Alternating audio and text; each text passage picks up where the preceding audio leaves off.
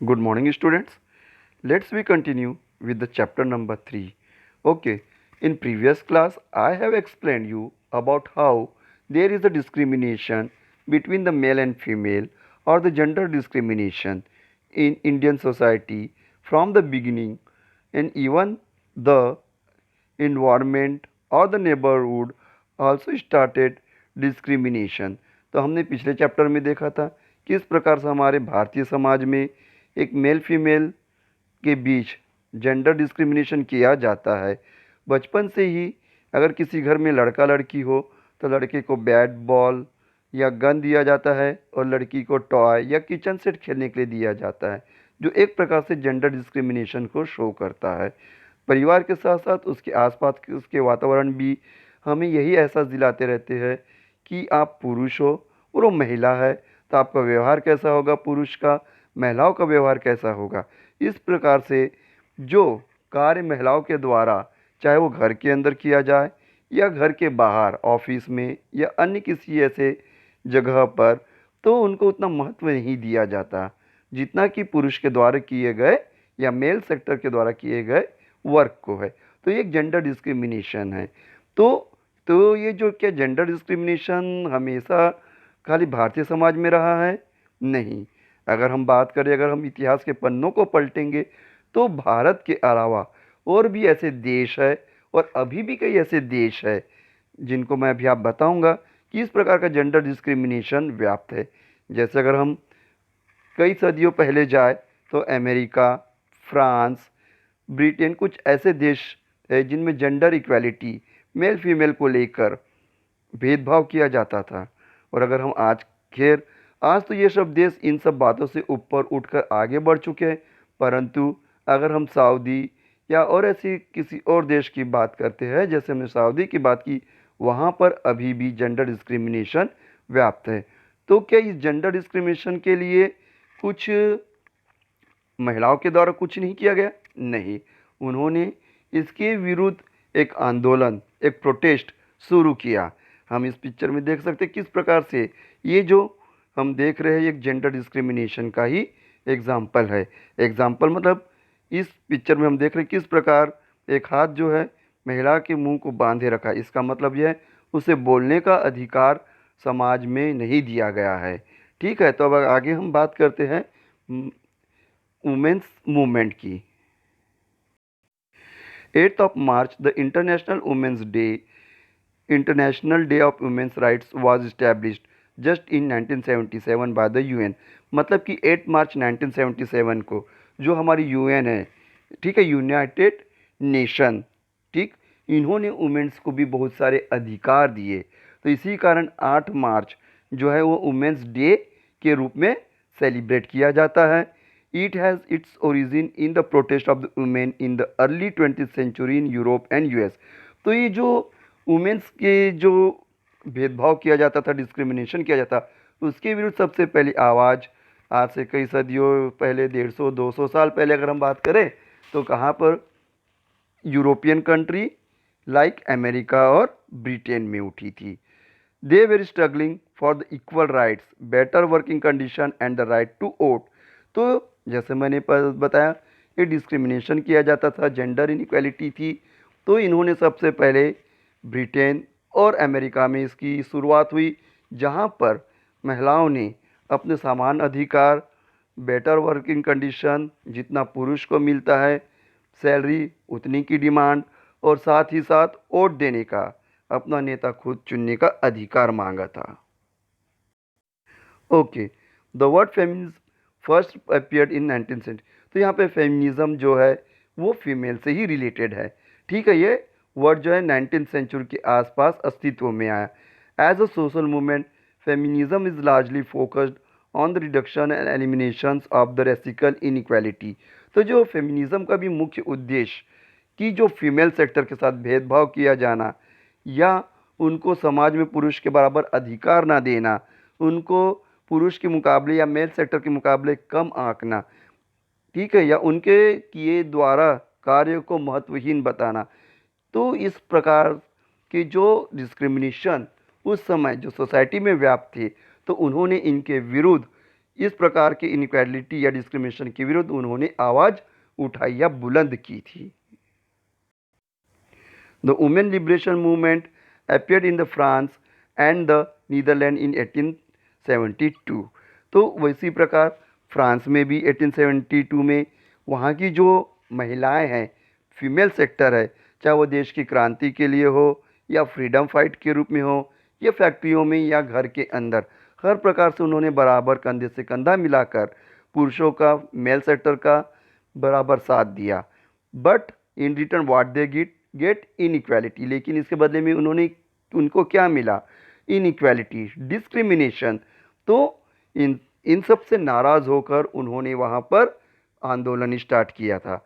In great Britain in 1819, उसी प्रकार का आंदोलन 1890 को ग्रेट ब्रिटेन में हुआ और यूएसए में 1910 में। मैंने आपको इसके पहले वाले चैप्टर में एग्जांपल दिया था रोसा पार्कर का। Okay,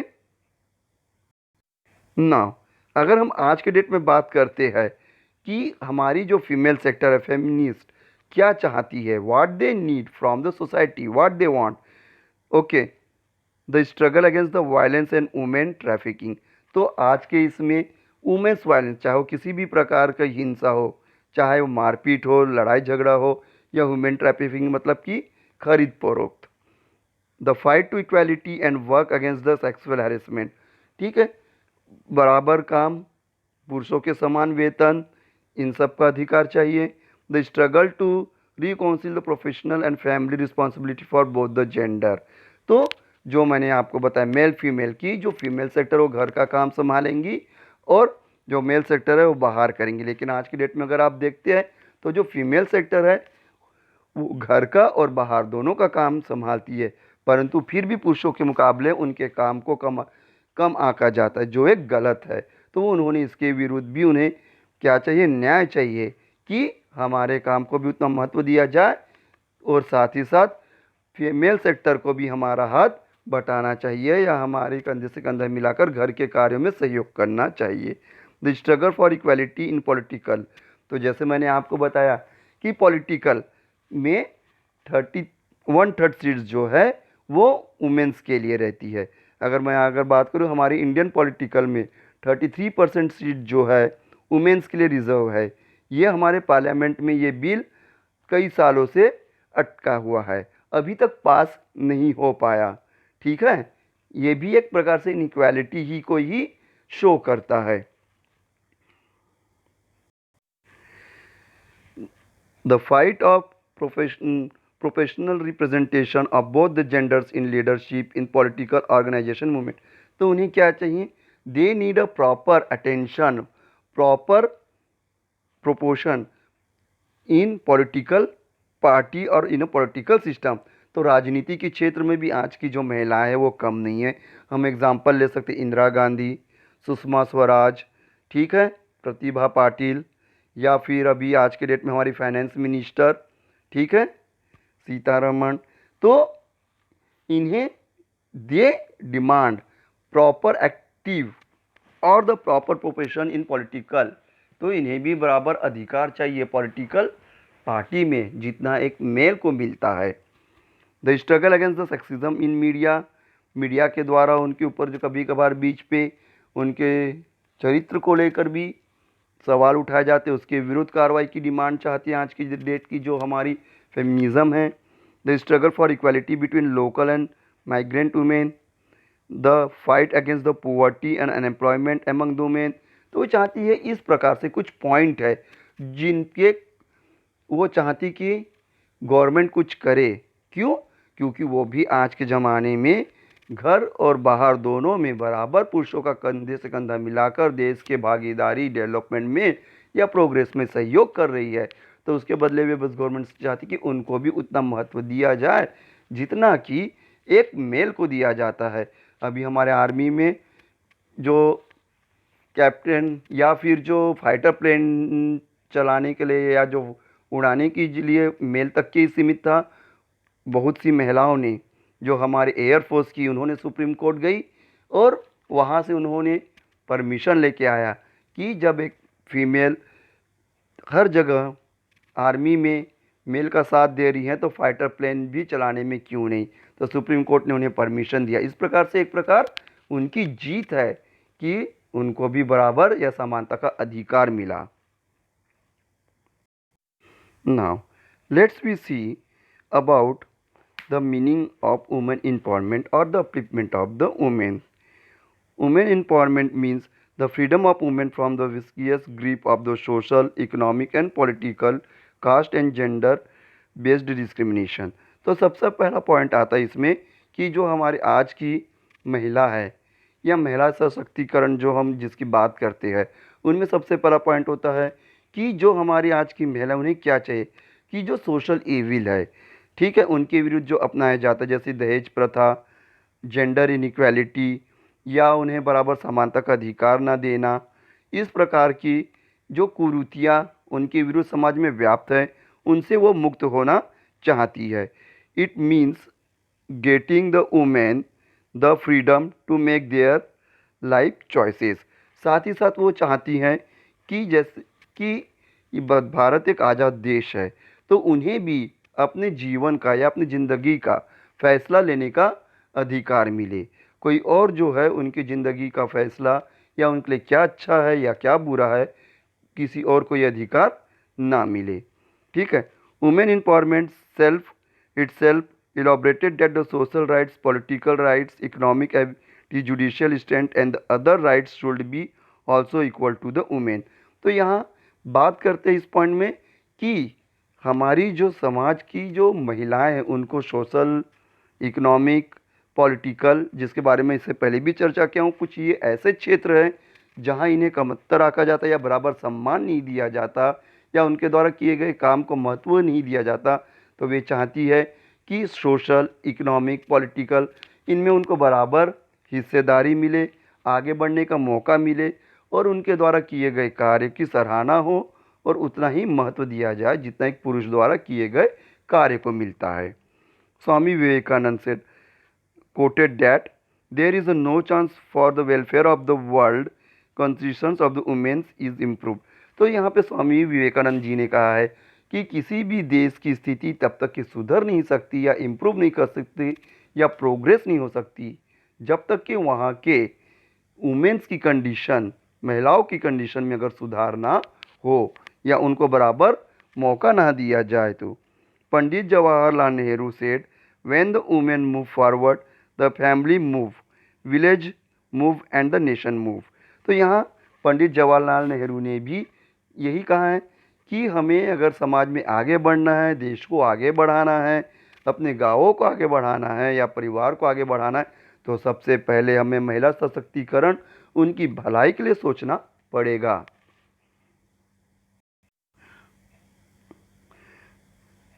Now we talk about the status of women in Indian society. Okay. In order to awake the people, it is the people who have to awaken the ones she moves. The country moves the okay. तो यहाँ पे जैसे मैंने पहले ही बताया, पंडित जवाहरलाल नेहरू जी ने कहा कि अगर हमें भारतीय समाज को आगे बढ़ाना है, परिवार को आगे बढ़ाना है या देश को आगे बढ़ाना है, तो सबसे पहले हमें महिलाओं के प्रति अपनी सोच बदलनी पड़ेगी। India is now the transition age, present century is the knowledge of the century era. Okay, तो साथ ही हमारा जो देश है, भारत है, तो बदलाव की स्थिति से गुजर रहा है। पहले की तुलना में आज के देश में, हमारे देश में जो महिलाओं की स्थिति है कुछ सुधरी हुई है, थोड़ा सा सुधार आया है, चाहे वो एजुकेशन में हो, चाहे वो पॉलिटिकल में हो, परंतु फिर भी हम जितनी उम्मीद करते हैं या जितना उनके द्वारा किया गया सहयोग है, उसके मुकाबले उन्हें उतना सम्मान अभी भी प्राप्त नहीं है। कहीं ना कहीं उनके विरुद्ध हम डिस्क्रिमिनेशन या जेंडर इनइक्वालिटी करते ही है। To achieve and sustain the high growth rates, access in education should be open population with the discrimination। तो यहाँ पे बोला गया है कि हमें महिलाओं के लिए भी एजुकेशन सिस्टम में उनकी सहभागिता बढ़ानी होगी, उन्हें प्रॉपर एजुकेशन देना होगा, उनके लिए स्कूल कॉलेजेस ओपन करने पड़ेंगे, वो भी बिना जाति भेदभाव या उन किए बिना। Women are the dynamic promoter of the social transformation and the empowerment education is the must. तो देखिए जो हमारे समाज में अधिकतर बदलाव जो है वुमेन के द्वारा ही संभव है, चाहे वो परिवार में हो, ठीक, वो पूरे घर बार संभालती है, हमारा परिवार को देख के चलती है। तो अगर हमें अपने देश, समाज या परिवार में भी बदलाव चाहते या प्रोग्रेस चाहते हैं तो वुमेन्स के प्रति हमारी सोच, नज़रिए को बदलना होगा और उन्हें एजुकेटेड करना होगा, उन्हें प्रॉपर एजुकेशन देनी होगी। अब यहाँ हम देखते हैं, तुलना करेंगे कि एंशंट इंडिया और मॉडर्न इंडिया में महिलाओं की स्थिति क्या थी। During the period the womens had high social and religious status. अगर हम एंशंट इंडिया की बात करते हैं, मैंने आपको पहले बताया हमारी हिस्ट्री जो है वो 3 पार्ट्स में डिवाइड है, एंशियंट, मिडिवल, मॉडर्न। तो एंशंट इंडिया में हमारी जो भारतीय महिलाओं की बराबर इज्जत की जाती थी, रेस्पेक्ट दी जाती थी। There is a sufficient evidence in the Vedic literature that the Vedic period women were imparted the Vedic education। तो अगर हम वैदिक एज में जो जिसमें हमारे ग्रंथ पुराण लिखे गए अगर उनको देखें तो उस समय हमारे यहाँ हमारे भारतीय समाज में महिलाओं को बराबर एजुकेशन दिया जाता था। ठीक है, उन्हें ग्रंथ लिखने या काव्य लिखने के भी परमिशन दी जाती थी। There were also the authors of the certain Vedic hymns. और उसी समय वैदिक काल के समय इन महिलाओं के द्वारा जो उस समय एजुकेशन लेती थी बहुत से मंत्रों को या देवी देवताओं से संबंधित प्रार्थनाओं को लिखने में सहभागिता निभाई। Womens of the age were capable of learning and understanding the philosophy of doctrine. तो साथ ही साथ उन्हें खाली किताबी ज्ञान नहीं, हर प्रकार की ज्ञान उनको दिया जाता था, समाज में बराबर सम्मान दिया जाता था, बाहरी इसमें भी उनके द्वारा काम लिया जाता था। तो कुल मिलाकर अगर हम ये कहना चाहे कि जो हम आज के समय में देखते हैं कई महिलाएं घर में और बाहर में दोनों जगह अपनी जिम्मेदारी निभा रही, इस प्रकार की जिम्मेदारी उस समय हमारे भारतीय समाज की महिलाओं द्वारा निभाई जाती थी। Now just we see about the status in modern India. The positive and the states of the women's in India considered change in the modern Indian society। तो आज के समय में जैसे जैसे हमारा समाज प्रोग्रेस कर रहा है, महिलाओं के लिए अलग अलग स्कूल कॉलेज ओपन किए जा रहे हैं, उन्हें शिक्षा दी जा रही है, तो उनके सोच में और उनकी स्टेटस में बदलाव आया है। A country or the committee can not be considered or civilized where women is not honoured. तो इसमें बोला गया कि कोई भी समाज या देश तब तक कि सिविलाइज्ड, खाली पढ़ाई लिखाई लेने से सिविलाइज्ड नहीं होता। सिविलाइज्ड मतलब आपको एक दूसरे का सम्मान करना आना चाहिए। तो इसमें यही बोला गया कि जब तक कि आप एक महिलाओं का या फीमेल का सम्मान नहीं करेंगे, उनके द्वारा किए कार्य की सराहना नहीं करेंगे, तब तक कि वो देश या समाज एक सिविलाइज्ड समाज नहीं कहलाता, सोसाइटी नहीं कहलाती। Indian laws are being need without any discrimination against women. इसमें बताया गया इस पॉइंट में कि हमारा जो मॉडर्न सोसाइटी है महिलाओं के प्रति ये जो कानून है बिना किसी भेदभाव के उन्हें बराबर न्याय देने की कोशिश करता है। अभी हाल ही में अगर आप पेपर पढ़े होंगे तो देखा होगा सुप्रीम कोर्ट ने महिलाओं के लिए, फीमेल सेक्टर के लिए एक लॉ पास किया कि जो पैतृक संपत्ति है, मतलब कि वेल्थ है ना, प्रॉपर्टी, उसमें भी महिलाओं का, चाहे वो आपकी बहन हो, माता हो या जो भी हो, है ना, फीमेल को बराबर जितना हिस्सा बेटों को मिलता है उतना ही हिस्सा बेटियों को भी देने का प्रावधान किया गया है। तो ये क्या शो करता है कि हमारा जो समाज है, भारतीय समाज, modern society are under changing. ठीक है, उनको बराबर सम्मान और स्टेटस देने की कोशिश की जा रही है जो वे चाहते हैं। Okay, now the chapter is completed.